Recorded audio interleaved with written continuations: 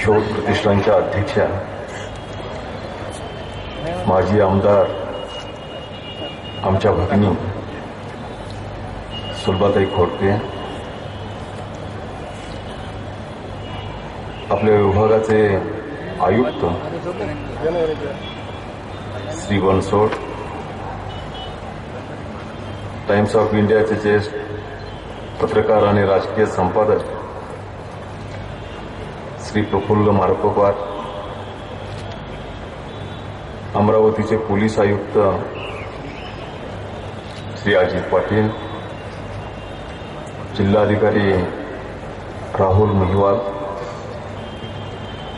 शल्यचिकित्सक डॉक्टर भोये,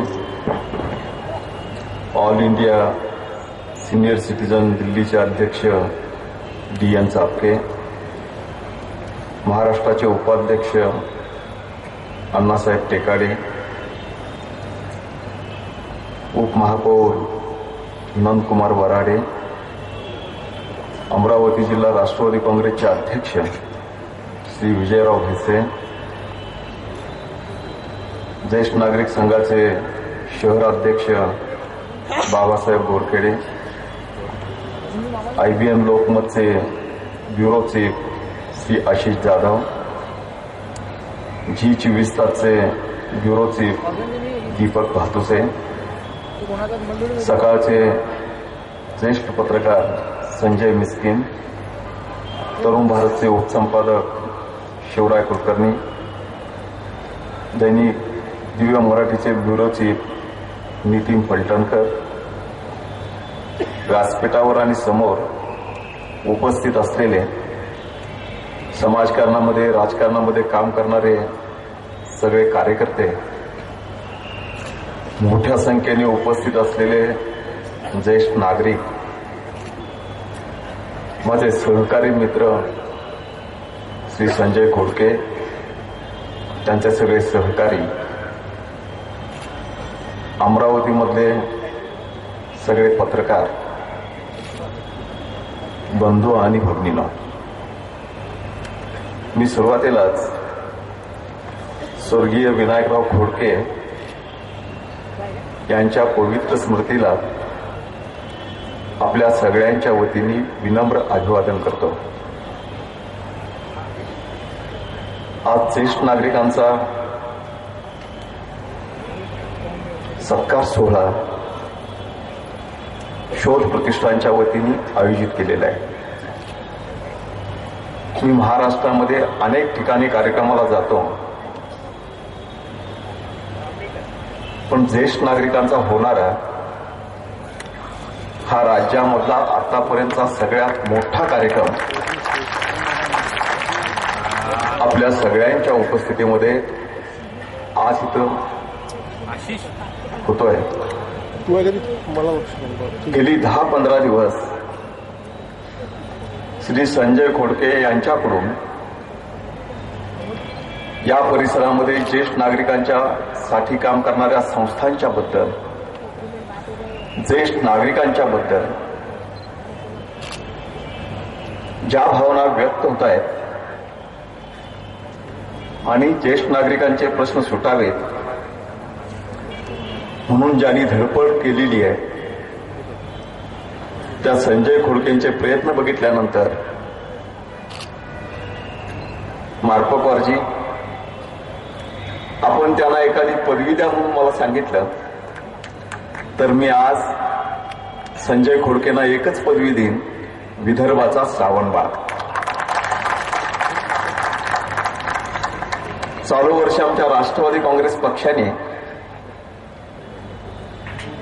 ज्येष्ठ नागरिक वर्ष म्हणून साजरं करायचं ठरवलंय आणि त्याचबरोबर याच वर्षी राज्य सरकारने ज्येष्ठ नागरिकांचं धोरण 1 ऑक्टोबरला घोषित केलंय. हे धोरण घोषित केलंय, आम्ही वर्ष साजरं करायचं ठरवलंय. कोणत्याही देशाच्या जडणघडणीमध्ये, मग ते कुटुंब असेल, गाव असेल, राज्य असेल किंवा देश असेल, ज्येष्ठ नागरिकांचं योगदान हे खूप मोठं असतं. 1947 सालापर्यंत देशाला स्वातंत्र्य मिळेपर्यंत अन्नधान्याच्या बाबतीत आपला देश स्वयंपूर्ण नव्हता. सगळ्यांना पुरेल एवढं वस्त्र आपल्या देशामध्ये तयार होत नव्हतं. म्हणून महात्मा गांधींनी आपली उभी हयात एक पंचानिसून घालवली. टाचणी सुद्धा आपल्या देशामध्ये तयार होत नव्हती. पण आज 110 कोटी लोकसंख्येला पुरून उरेल आणि गरीबातल्या गरीब माणसाला अन्नाची सुरक्षा आम्ही देऊ शकू. हे कर्तृत्व आज असणाऱ्या सिनियर सिटीजनचं आहे, ज्येष्ठ नागरिकांचं आहे. कुणीही यावर आमचा पराभव करावा, आमच्या देशातली संपत्ती लुटावी, माताभगिनींची इज्जत लुटावी, हा इतिहास अनेक वेळा आमच्या वाट्याला आला. पण अमेरिकेच्या मदतीनं पाकिस्ताननी 2 वेळा हल्ला केल्यावर सुद्धा पाकिस्तानच्या सीमेच्या आत घुसून त्यांचा पराभव करून या देशाच्या इतिहासामध्ये विजय नोंदवण्याचं काम हे तुमच्याच ज्येष्ठ नागरिकांच्या पिढीने केलं. ज्या देशामध्ये टाचणी तयार होत नव्हती, आज डझनानी उपग्रह अंतरिक्षामध्ये सोडण्याची क्षमता आणि मंगळावर जाण्याचं स्वप्न आज आपल्या देशाने कृतीमध्ये आणलंय. मागच्या पिढ्यांनी खूप मोठं योगदान दिलंय. त्याबद्दल सुरुवातीलाच मी आमच्या आणि माझ्यापेक्षा पाठीमागच्या नवीन पिढीकडून तुम्ही केलेल्या सामाजिक कामाबद्दल, देशाच्या जडणघडणीच्या कामाबद्दल मी कृतज्ञता व्यक्त करतो. आपली जर संस्कृती बघितली तर वृद्धांचा सन्मान करणारी संस्कृती म्हणून भारतीय संस्कृतीची ओळख आहे. आपल्या वृद्ध आणि अंध आई वडिलांना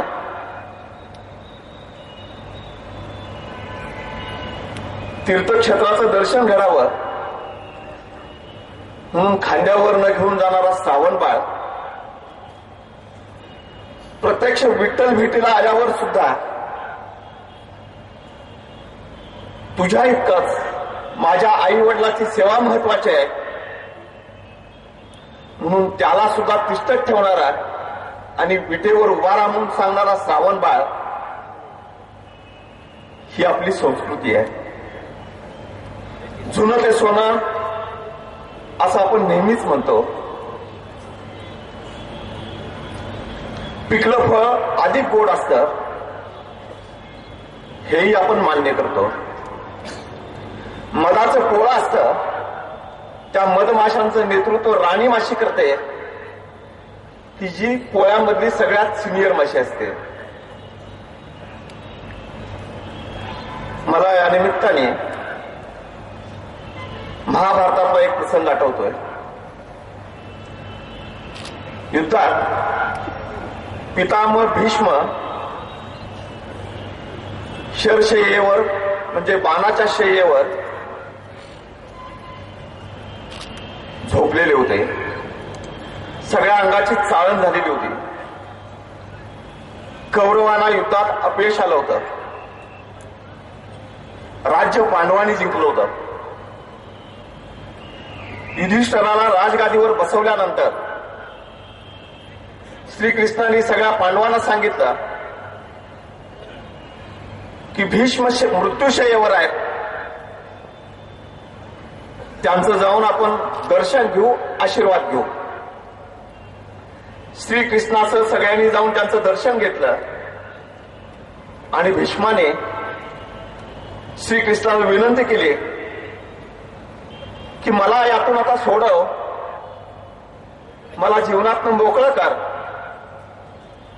त्यावेळी कृष्णाने हात जोडून पांडवासह विनंती केली, पितामह भीष्म आम्हाला राजधर्म सांगा. राजधर्माचा उपदेश करा. त्यावेळी मृत्यूशय्येवर पडलेला भीष्म कृष्णाला म्हणाला, मी तर युद्धात पराभूत झालोय.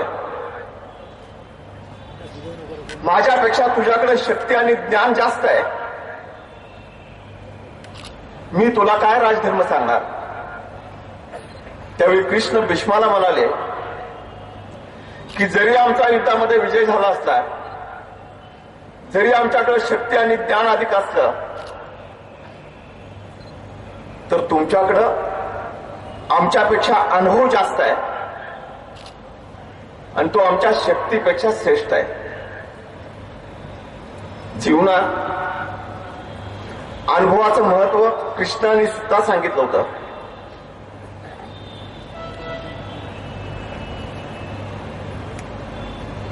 ज्येष्ठ नागरिकांना मान देणारी आपली संस्कृती, पण अलीकडच्या काळात हम दो हमारे दो, माणसांचे आयुष्य वाढत गेले, पण कुटुंब मात्र संकुचित होत निघाले. खूप मोठ्या प्रमाणात सामाजिक परिवर्तन होत आहेत. एकेकाळी एकत्र कुटुंब, आजी आजोबा, वडील आई, नातवंड, भरलेलं घर, आज ही स्थिती पूर्णपणे बदलत निघालेली आहे. मोठ्या प्रमाणात सामाजिक बदल होत आहेत आणि तशातच खूप मोठ्या प्रमाणात ज्येष्ठ नागरिकांची संख्या आपल्या देशामध्ये वाढत निघालेली आहे. 1947 साली आपल्या देशाचं सरासरी आयुर्मान हे 31 वर्ष होतं आणि आज देशाचं सरासरी आयुर्मान हे एवढं वाढत निघालंय की आता डॉक्टर भुवी सारखे तज्ञ सांगतायत 2016 साली आपल्या देशाचं सरासरी आयुर्मान हे 69 वर्ष असणार आहे. म्हणजे 31 वर्षाचं सरासरी आयुर्मान 69 वर्षावर पोहोचणार आहे आणि त्याचा परिणाम आज राज्याची जी लोकसंख्या आहे तिच्यामध्ये जवळजवळ 10% लोक सिनियर सिटीजन आहेत, ज्येष्ठ नागरिक आहेत. संख्या वाढत निघालेली आहे, कुटुंब छोटी होत निघालेली आहेत. आयुर्मान वाढल्यामुळं जशा काही चांगल्या गोष्टी घडलेल्या आहेत तसे काही सामाजिक प्रश्नही निर्माण झालेले आहेत आणि जे प्रश्न निर्माण झालेले आहेत त्यात ज्येष्ठ नागरिकांचा प्रश्न हा सगळ्यात महत्वाचा प्रश्न आहे. आयुष्यभर काबाड कष्टाने करणारी माणसं, ज्याचं हातावर पोट आहे, त्यांना वृद्धापकाळी काम होत नाही, उत्पन्नाची साध्य राहत नाहीत, मुलं सांभाळत नाहीत, आर्थिक परिस्थिती नसल्यामुळं सामाजिक प्रतिष्ठा राहत नाही आणि उपेक्षितपणाचं जीवन सिनियर सिटीजन्सना, ज्येष्ठ नागरिकांना जगावं लागतंय. मध्यंतरी ह्या ज्येष्ठ नागरिकांचं काहीतरी धोरण आखावं, काहीतरी सुविधा द्याव्यात म्हणून ज्येष्ठ नागरिकांच्यासाठी निवासाची व्यवस्था करावी, जेवणाची व्यवस्था करावी, त्यांच्यासाठी आश्रम काढावेत, ही संकल्पना पुढे आली. पण ज्येष्ठ नागरिकांची संख्याच इतकी मोठी आहे की असे वृद्धाश्रम काढून सगळ्यांची समस्या सुटेल अशी स्थिती नाही. प्रश्न आर्थिक आहेत. राज्य सरकारने, केंद्र सरकारने योजना आखलेल्या आहेत, पण आज अनेक ठिकाणी ग्रामीण भागात सगळ्यांच्यापर्यंत ही मदत पोहोचत नाही, लोकांना योजना माहीत होत नाहीत सुलभाताई, माझी तुमच्या प्रतिष्ठानकडून अपेक्षा आहे की सरकारची योजना आहे पण लोकांना माहित नाही. आपल्या कार्यकर्त्यांना कामाला लावून आपल्या विभागात सरकारची योजना प्रत्येक सिनियर सिटीजन पर्यंत पोहोचवणं आणि त्यांना मदत करणं ही एक आवश्यक गोष्ट आहे. 2007 साली आम्हीच कायदा केलाय की जर बाल्य पैसे मिळवत असतील, मुलांच्याकडे चांगले पैसे असतील, ती सुस्थितीत असतील, तर आई वडिलांना सांभाळण्याची कायदेशीर जबाबदारी ही मुलांच्यावर आहे. जर मुलं सांभाळत नसतील तर मुलाच्या विरोधात कोर्टामध्ये न्याय मागण्याचा अधिकार हा आपल्या कायद्यानं आई वडिलांना दिलाय. आज अनेक ठिकाणी मोठी शिकलेली माणसं आहेत पण मोठं झाल्यानंतर आई वडिलांच्या बरोबरचे संबंध तोडतायत. अशाही गोष्टी लक्षामध्ये येत आहेत. माझे एक मित्र आहेत डॉक्टर उगे मुगे, माझे फार जवळचे मित्र आहेत आणि नागपूर जवळ एक त्यांचा वृद्धाश्रम आहे. तिथं आमच्या सचिवालयामध्ये काम करणाऱ्या एका उपसचिवाची आई त्या वृद्धाश्रमामध्ये होती. दुसरा एक अधिकारी क्लास 1 ऑफिसर त्याचे वडीलही तिथे होते. दुर्दैवाने वृद्धापकाळामधनं मृत्यू झाला. त्या वृद्धाश्रमातनं फोन केला गेला की तुमच्या वडिलाचा मृत्यू झालाय आणि फोनवरनं विचारलं की दहनविधीचं बिल पाठवा. आणि दुर्दैवाने चेकनी ते बिल आलं पण आपला वडील वारल्यानंतर तिथं जाण्याची भूमिका मात्र स्वीकारली गेली नव्हती. आज एका बाजूने नात्यामध्ये एवढा दुरावा निर्माण होतोय. मार्कोकर साहेब, मुंबईमध्ये आपण सगळ्या पत्रकारांनी मिळून आमच्यावर टीका मध्यंतरी केली की सिनियर सिटीजनचे मोठ्या प्रमाणात खून होत आहेत. इस्टेटीसाठी, प्रॉपर्टीसाठी जे एकटे राहत आहेत, नोकरांच्याकडून आणि नातेवाईकांच्याकडून त्यांच्या म्हातारपणाचा फायदा घेऊन त्यांना मारलं जातंय, त्यांचे दागिने पळवले जात आहेत, संपत्ती लुटली जाते. म्हणून मुंबईमध्ये, पुण्यामध्ये आणि आता सगळीकडेच आम्ही एक निर्णय घेतला. जिथे एखाद्या कुटुंबामध्ये दोघंही सिनियर सिटीजन असतील, नवरा बायको असतील, किंवा एखादा ज्येष्ठ नागरिक राहत असेल तर प्रत्येक महिन्यात आमचा एक पोलीस कर्मचारी त्या घराला भेट देईल, त्यांच्या सुरक्षेच्या बाबतीत पाहणी करेल. कोण नोकर असेल तर त्याची माहिती घेईल. मुंबईमध्ये आमच्या या योजनेचं खूप स्वागत झालं. लोक जात आहेत. आम्ही एक हेल्पलाईन सुरू केली मुंबईत की सिनियर सिटीजनला काय अडचण असेल, एकटा सिनियर सिटीजन आहे, एकटा ज्येष्ठ नागरिक आहे, औषधं संपलेली आहेत, दुकानपर्यंत जाता येत नाही, गॅस संपलाय, दुकानापर्यंत जाता येत नाही, काय पाहिजे नाही, तर आमचे लोक जातील आणि सिनियर सिटीजनना मदत करतील. आम्ही हेल्पलाईन केली. ज्येष्ठ नागरिकांचा प्रश्न जसा आर्थिक आहे तसा तो सामाजिक आणि मानसिक सुद्धा आहे. गेल्या वर्षभरात आलेले कॉल बघितले तर अनेक सिनियर सिटीजननी पोलीस स्टेशनला फोन केले आणि सांगितलं तुमचा माणूस पाठवून द्या. विचारलं गेलं काय काम आहे, तर ज्येष्ठ नागरिकांनी सांगितलं काम काहीच नाही, एकाकी वाटतंय, आमच्या संग कोण बोलत नाही, गप्पा मारायला तुमचा माणूस पाठवून द्या. आणि अनेक कुटुंबामध्ये सिनियर सिटीजन बरोबर बोलण्यासाठी आज अनेक ठिकाणी लोक आम्ही पाठवले. प्रश्न अनेक आहेत, ते जसे आर्थिक आहेत, सामाजिक आहेत, तसे रोजच्या व्यवहारातले आणि मानसिक सुद्धा आहेत. खूप संवेदनशीलपणाने या घटकाकडे बघण्याची आवश्यकता आहे. दिवसेदिवस ही संख्या आणखी वाढणार आहे.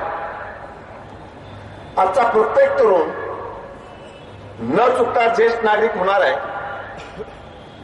देश स्तरावर सुद्धा आणि राज्य स्तरावर सुद्धा काही निर्णय झालेले आहेत आणि सुरुवात आहे. 100% गोष्ट खरी आहे. देशामध्ये आणि जगामध्ये 60 वर्षाच्या पुढच्या नागरिकाला ज्येष्ठ नागरिक मानलं जातं, पण महाराष्ट्रामध्ये मात्र आम्ही 65 वर्षापुढच्या नागरिकाला ज्येष्ठ नागरिक मानलंय. थोडीशी आर्थिक परिस्थिती अडचणीची असल्यामुळं पहिल्या टप्प्यामध्ये 65 वर्ष, पण आज मी एक गोष्ट नक्की सांगेन की जर असं संघटन व्हायला लागलं, इतक्या संख्येने ज्येष्ठ नागरिक एकत्र यायला लागले, उद्या बागेतनं रस्त्यावर फिरताना ह्या लोकांनी बोलायला सुरुवात केली, तर राजकीय दृष्ट्या तरुणांच्या पेक्षा ही ताकद साथही देऊ शकते आणि त्रासही देऊ शकते. आणि म्हणून जसजशा निवडणुका येतात तसतसे आमचे अनेक निर्णय व्हायला सुरुवात होते. आणि मारता क्या नाही करता या न्यायानं पुन्हा आपण वाचलो पाहिजे म्हणून अनेक चांगले निर्णय अंतिम टप्प्यामध्ये शेवटच्या क्षणामध्ये घेतले जातात.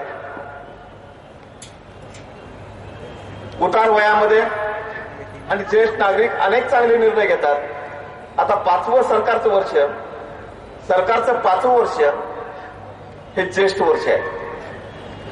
त्यामुळं अनेक चांगले निर्णय होताना आपल्याला दिसतील. आणि सुलभाताई, आपण सांगितलेल्या भूमिकेचा निश्चितपणाने आम्ही विचार करू. आज जे सरकारने धोरण घेतलंय, नव्या टाउनशिप होताना, नवे डेव्हलपमेंट प्लॅन करताना, नव्या हाऊसिंग सोसायट्या करताना ज्येष्ठ नागरिकांच्यासाठी तिथं काही जागा राखीव ठेवली पाहिजे आणि त्यांना सुविधा दिल्या पाहिजेत. हे राज्य सरकारच्या धोरणाचा भाग आहे. उतार वयामध्ये अडचणी वाढत जातात, तब्येत बिघडत जाते आणि औषधांची जास्त आवश्यकता असते.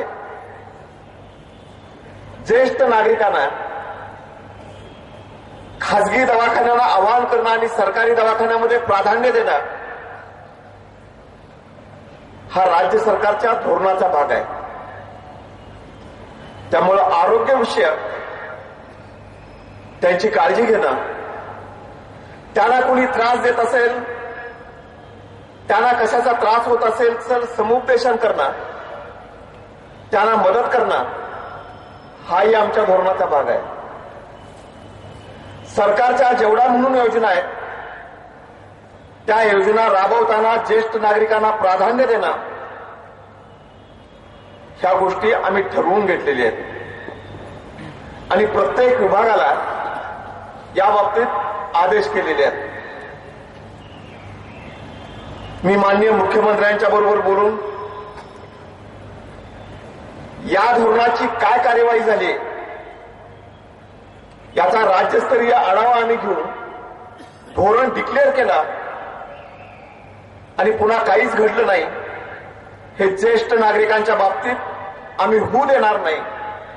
जे निर्णय घेतलेले आहेत ते कृतीमध्ये आणण्यासाठी ज्या ज्या गोष्टी कराव्या लागतील त्या गोष्टी निश्चितपणाने केल्या जातील.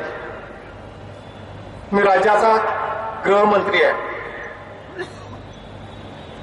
आणि पोलीस आयुक्त आणि पोलीस अधीक्षक इथे उपस्थित आहेत. महाराष्ट्रातला सगळ्यात मोठा ज्येष्ठ नागरिकांचा मेळावा आज अमरावतीमध्ये होतोय. आयुक्त, माझी पोलीस दलाकडून सुद्धा अपेक्षा आहे ज्येष्ठ नागरिकाला आपल्या पोलीस स्टेशनमध्ये घरच्यासारखी वागणूक मिळाली पाहिजे. आपल्याही घरात आपले आई वडील आहेत, आपणही कधीतरी ज्येष्ठ नागरिक होणार आहे. चुकून सुद्धा एखाद्या ज्येष्ठ नागरिकाच्या कामाकडे दुर्लक्ष होता उपयोगाचं नाही, त्यांचा अवमान होता उपयोगाचा नाही. आणि एक धोरण आम्ही घेतलंय, जर मुलं आई वडिलाला सांभाळत नसतील, वृद्धाश्रमामध्ये धाडत असतील, ऐपत असताना सुद्धा काळजी घेत नसतील, तर महापौर साहेब आम्ही आमच्या धोरणात घेतले की अशा मुलांची नावं डिफॉल्टर म्हणून आई वडिलांची काळजी घ्यायला हा नालायक ठरला, अपात्र ठरला म्हणून वर्तमानपत्रामध्ये ती नावं घोषित करायचा निर्णय आम्ही राज्य सरकारने घेतलाय. अमरावतीतले पत्रकार मोठ्या संख्येने इथे उपस्थित आहेत. आता आम्हा पुढाऱ्यांचे फोटो बघून बघून जनता कंटाळलेली आहे. त्यामुळे एक वेळा आमचे फोटो कमी छापा,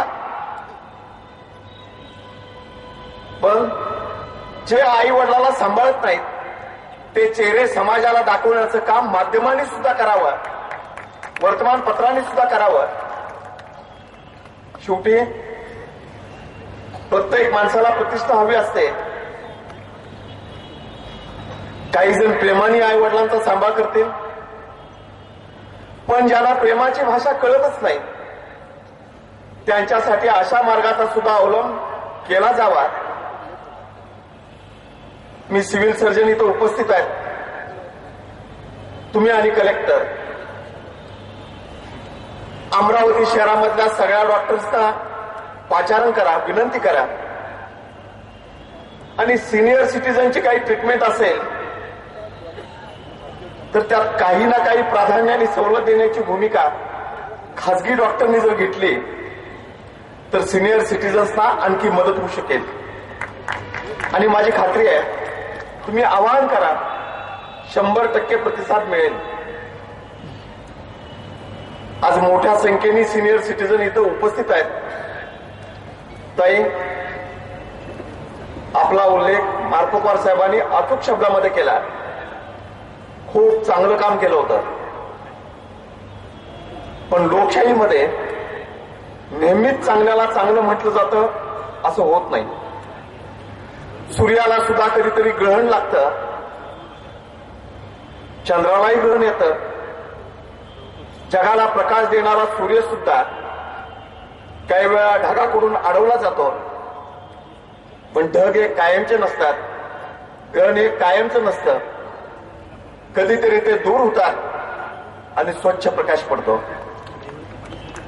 आपण असं नेहमी ऐकलं की प्रत्येक यशस्वी पुरुषाच्या पाठीशी एक स्त्री असते. पण सुलभाताई, तुमच्याकडे बघितल्यानंतर प्रत्येक म्हणण्यापेक्षा सुलभाताई तुमच्या पाठीशी, तुमच्या यशाच्या पाठीशी, तुमच्या समाजकारणाच्या पाठीशी एक पुरुष मात्र ठामपणाने उभा राहताना मी नेहमीच बघितलंय. आता सुद्धा आमचे संजय खोटे कुठेतरी असतील, ते व्यासपीठावर येण्याचं टाळतात. आता अलीकडच्या काळात नवरा जर सामाजिक कार्यकर्ता असेल तर पत्नी जास्त मिरवते, पत्नी सामाजिक कार्यकर्ता असेल तर नवरा जास्त मिरवतो.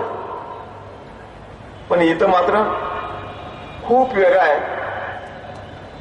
आपल्या वडिलांचं स्मरण करताना समाजामधली जी जी माणसं वडीलधारी आहेत त्यांचे सन्मान करावेत, त्यांच्याप्रती कृतज्ञता व्यक्त करावी, त्यांच्यासाठी राज्य सरकारच्या काही योजना सुरू व्हाव्यात.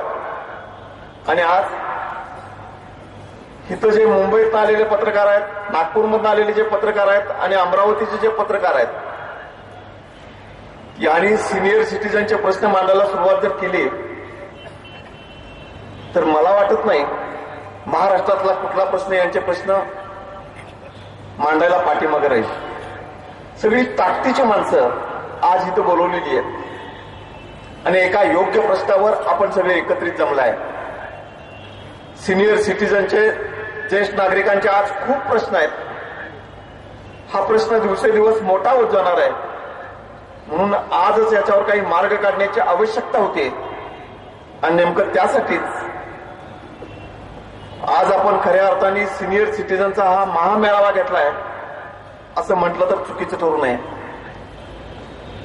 मी मात्र इतकंच सांगेन, तुम्हा हजारो माणसांचं इथं एकत्र येणं, उशीरपर्यंत थांबणं, हे मी कोणत्याही परिस्थितीमध्ये वाया जाऊ देणार नाही. जे काही करता येणं शक्य आहे ते ताकद पणाला लावून आम्ही करूनच दाखवू. या निमित्ताने मला पत्रकारांच्या शुभेच्छा सुद्धा मिळाल्या. खरंच आज पत्रकारांनी ठरवलं तर काहीही होऊ शकतं. हा काळ आहे. मी एवढीच अपेक्षा व्यक्त करीन की तुमच्या सगळ्यांच्या येण्याने सिनियर सिटीजनचे प्रश्न सुटावेत. आजचा मेळावा यशस्वी व्हावा. उतार वयामध्ये सुद्धा मानाने, सन्मानाने, प्रतिष्ठेने जीवन जगता यावं. अन्न, वस्त्र, निवारा, औषध ह्या मूलभूत गरजा भागाव्यात. आणि देशासाठी एवढं मोठं काम केल्यानंतर आयुष्याचा उताराचा काळ सुखा समाधानामध्ये जावा, ह्या तुमच्या अपेक्षा रास्त आहेत. मी आज इथं उपस्थित असलेल्या सगळ्या ज्येष्ठ नागरिकांना आम्हा सगळ्यांच्या वतीने शुभेच्छा देतो की तुम्हा सगळ्यांना खूप चांगलं आरोग्य मिळावं, चांगलं आयुष्य मिळावं आणि तुमच्या हातून आमच्या पिढीला मार्गदर्शन करण्याचं काम भविष्यामध्ये सुद्धा खूप मोठ्या प्रमाणात आणि चांगल्या पद्धतीने व्हावं, या मी आपल्या सगळ्यांना शुभेच्छा देतो. ज्या संघटना या क्षेत्रामध्ये काम करतायत त्यांनी आणखी अभ्यास करावा. त्यांच्या सूचनाचा राज्य सरकार आदर करेल. आपल्या धोरणामध्ये जिथं जिथं बदल करणं आवश्यक आहे ते बदल करेल. आणि संवेदनशीलपणाने महाराष्ट्र सरकार तुमच्या पाठीशी राहील, या गोष्टीची मी आपल्याला ग्वाही देतो. आणि माझे 4 शब्द मी संपवतो. जय हिंद, जय महाराष्ट्र.